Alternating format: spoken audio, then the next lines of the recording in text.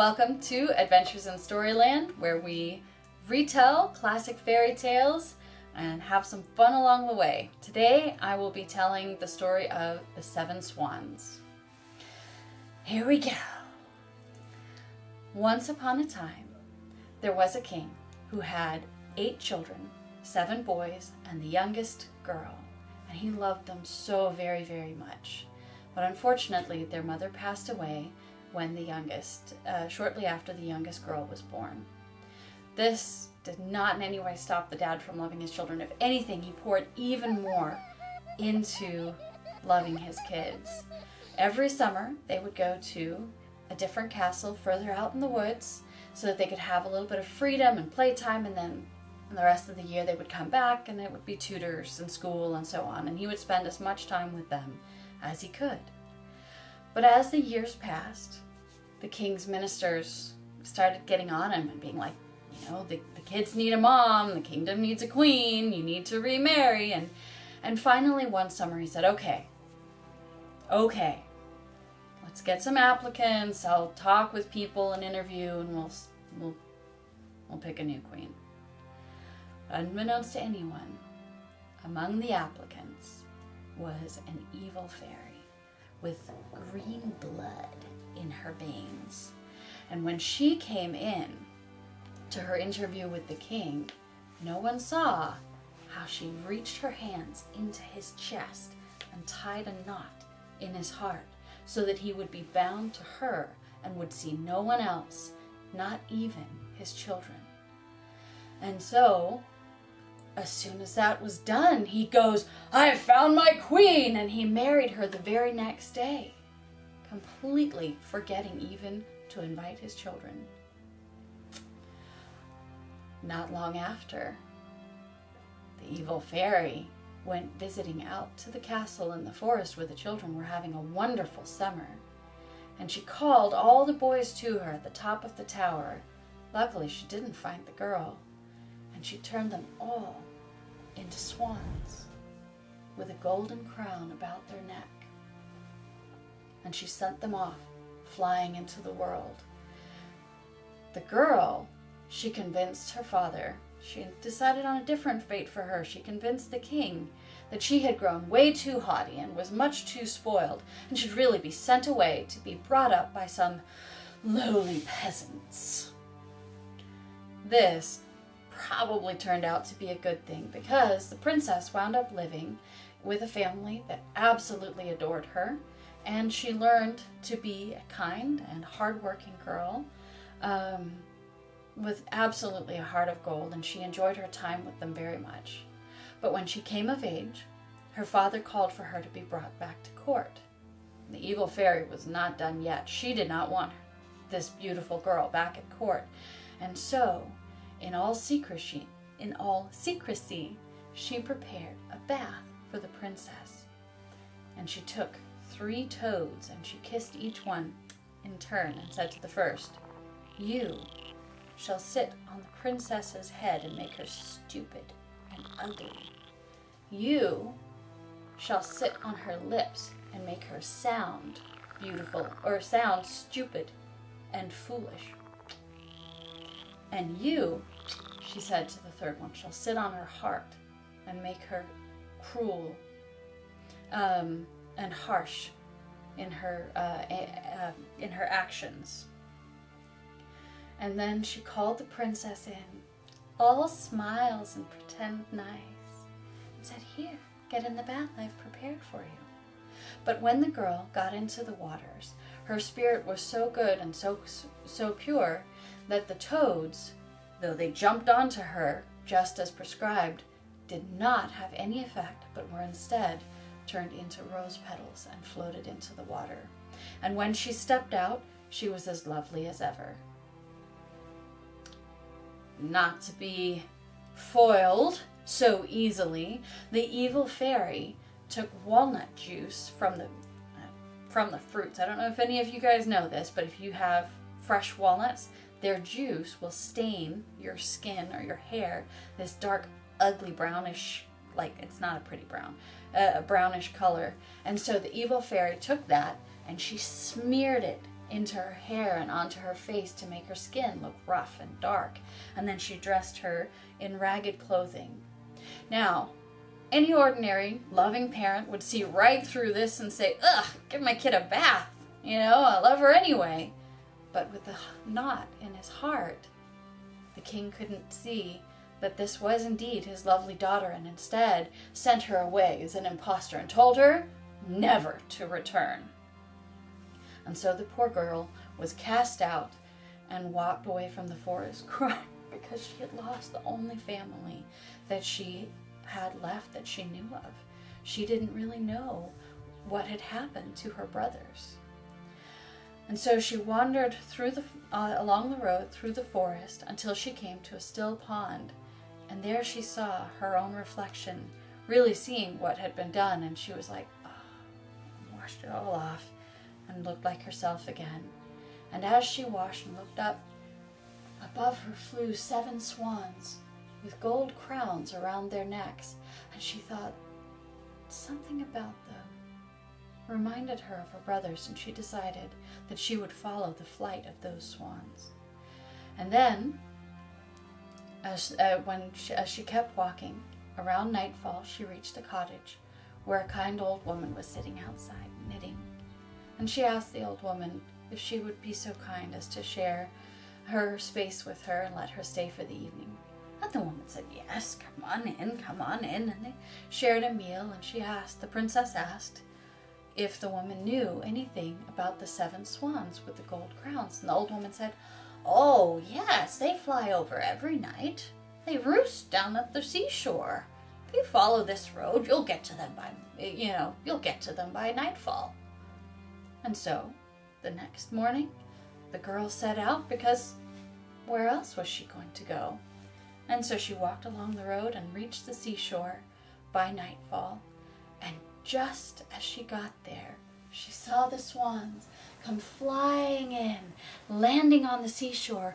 And to her great wonder, before her very eyes, they were transformed into her brothers that she loved so well, completely unchanged by their years. Wow! What a rush of hugging and kissing and love as they reunited. And she was able to explain who she was, of course, because she had grown and changed, even if they had not. And so after she had told her story and they had told theirs, the brothers just agreed that it would not be safe for her to stay any longer in their kingdom. And so they came up with a plan that they would create a large net that each of them could carry over his head in swan form, and thus, with their combined power, they would carry her to a kingdom across the sea. Because they were swans by day, but every night they turned into their human forms. And so the next morning, the swans, they returned to swans. She went into the net and helped each of them get the net over their necks, looped over their necks, and they flew with her among them across the sea. But one thing they hadn't counted on, the going was much, much slower with her weight. And so, as it neared nightfall, she was quite fearful because there was no land in sight. And so, until just about twilight, they got to, she could see off in the distance a tiny little island, barely more than a rock, jutting out of the sea. And she figured that must be what they were aiming for. And sure enough, they put on the last burst of strength, and right as the sun went down, they landed on the rock. And her brothers turned back into themselves, and they huddled all night with their arms around each other, keeping each other safe in the middle of the cold, dark sea. And the next morning they set off again, finally reaching the other shore. Once they were there, at nightfall, her brothers helped her find a place within a forested grove, with a cave and a place where she could rest and keep safe, and they could come and visit her every night. Well, that night, she dreamt the most amazingly vivid dream that she knew was more than a dream. She dreamt that a good fairy came sailing down on a nettle leaf and told her, "You wish to free your brothers from this spell, and I will tell you how. You see these leaves," and she held up the stinging nettle leaf that she had sailed in on. "Gather these plants. They grow all outside in the forest. They will sting your hands terribly as you touch them, but you must not make a sound. Gather them and step on them to make their stalks pliant so that you can knit them into shirts. Once you have 7 shirts, throw them over your brothers, and the spell on them will be broken. But here's the catch. You may not speak from the moment you undertake this task until the end, or it will all be for nothing."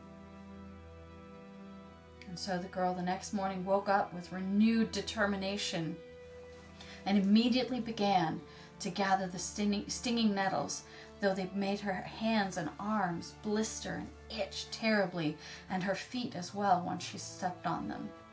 But she carried on, did not make a sound, and when her brothers came that night, they were perplexed. What on earth was she doing? Why would she do this thing that hurt her so badly? And not a word would she speak, and finally they came to the conclusion that she must be trying to break the spell they were under, and so they agreed that they would help her in any way that they could, bringing her food each night as they came, so that she wouldn't have to go and look for food or be without. And so after some time of living like this every day, gathering the nettles and making them pliant so that she could knit the shirts, her brothers bringing her food and hugs so that she was not without company, it happened that one day as she was out in the forest gathering more nettles, the king of that kingdom was out hunting, and his hunting dogs caught her smell, and they wound up barking and chasing her up into a tree because she didn't know where else to go. But when the hunting party came and the king saw her, he thought, "Oh, she is so scared. She looks so beautiful. I want to help her." He was a very kind king. And so he spoke to her kindly and convinced her to come down, and he put her up onto his horse and had his men bring all her things from her cave that they found and brought it back up to the castle. And there he created a room for her that was as much like her cool green cave and forest as he could, and made sure that she had everything that she could ever want.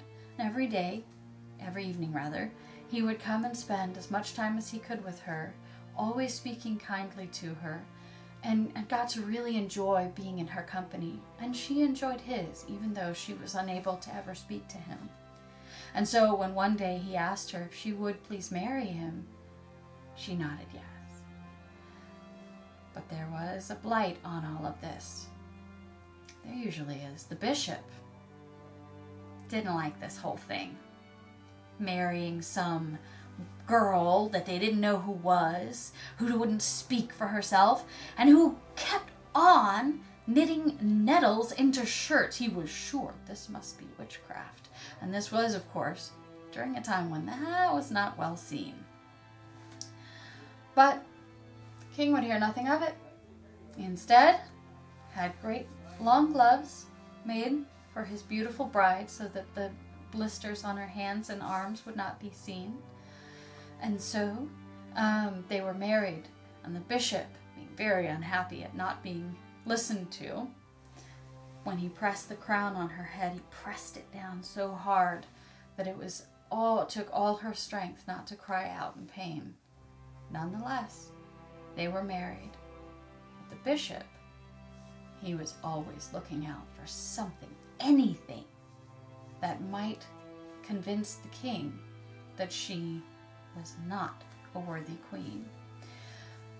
And as it happened, shortly thereafter, she ran out of nettles. The only place within the king's city that she could get more nettles was in the cemetery.